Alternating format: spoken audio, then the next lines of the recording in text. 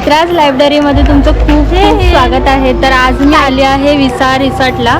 तर मी तुम्हाला आज इकडचं जेन्युइन जे रिव्ह्यू आहे तो देण्याचा प्रयत्न करेन आणि खूप मजा येणार आहे। तर व्हिडिओ शेवटपर्यंत पहा। जर तुम्ही माझ्या चॅनलवर नवीन असाल तर माझ्या चॅनलला सबस्क्राईब जरूर करा आणि बेल आयकॉनवर सुद्धा क्लिक करा, म्हणजे माझे व्हिडिओ तुमच्यापर्यंत लवकरात लवकर पोहोचले जातील। चला तर पहा। विसावा रिसॉर्टला येण्यासाठी आम्ही पहिला आलो विरार स्टेशनला आणि विरार स्टेशनवरून आम्हाला ते पिकअप करायला आले होते आणि आता आम्ही रिक्षामध्ये बसलो, विसावा रिसॉर्टला चाललो आहोत। पिकअप अँड ड्रॉप फ्री होतं। तर आता आम्ही पोहोचलो आहोत विसावा रिसॉर्टला, आतमध्ये जात आहोत।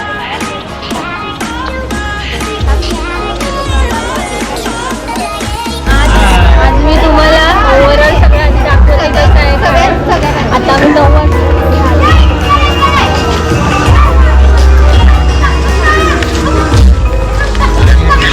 एक एन्जॉयमेंटची वाईब असते ना, ती आता येते इकडे पोहोचल्या।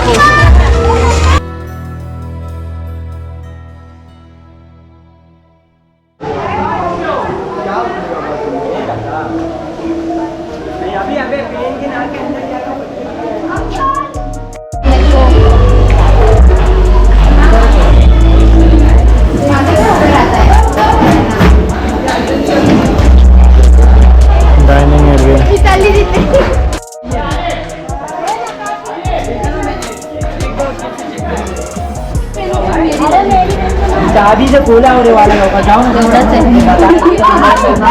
एवढा लवकर आहे 4 बॅगा तर आरामात राहतील। आहे ते सगळे हे आहे रूम्स आहे आणि मध्ये हे सगळं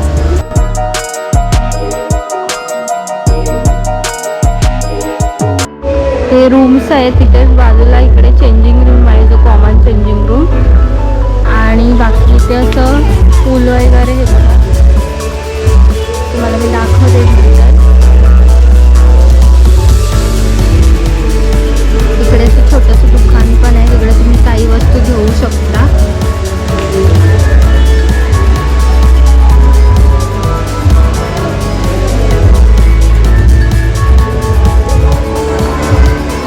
इकडे जेवणाचा एरिया आहे।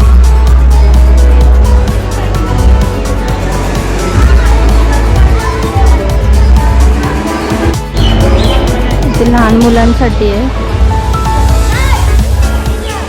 तर आता आम्ही नाश्ता करायला आलो आहोत। नाश्त्याला मस्त पोहे आणि मिसळ पाव होता।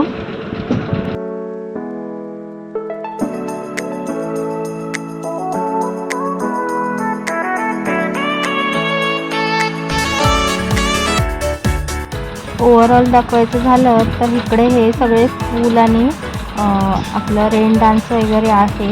अजून माणसं आली नाही आहेत, तर मी तुम्हाला दाखवून घेते हे।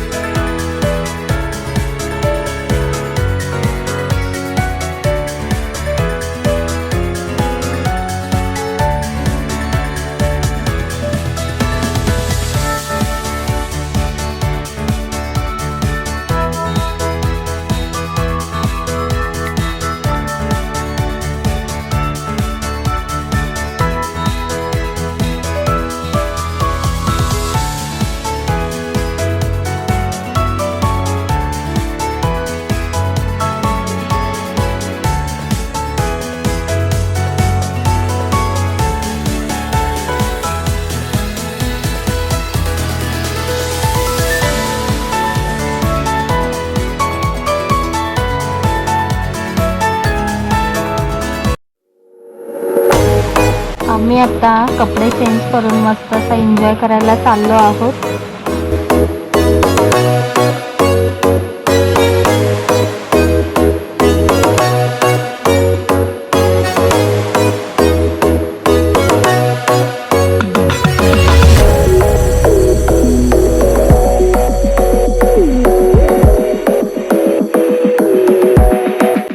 हे लहान मुलांसाठी पूल आहे, तिकडे आता आम्ही गेलो।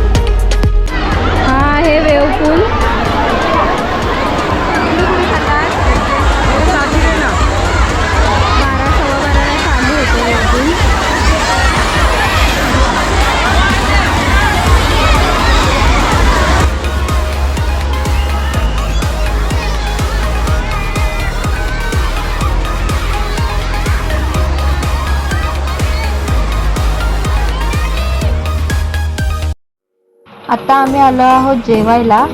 आता जेवायला काय काय आहे ते बघूयात.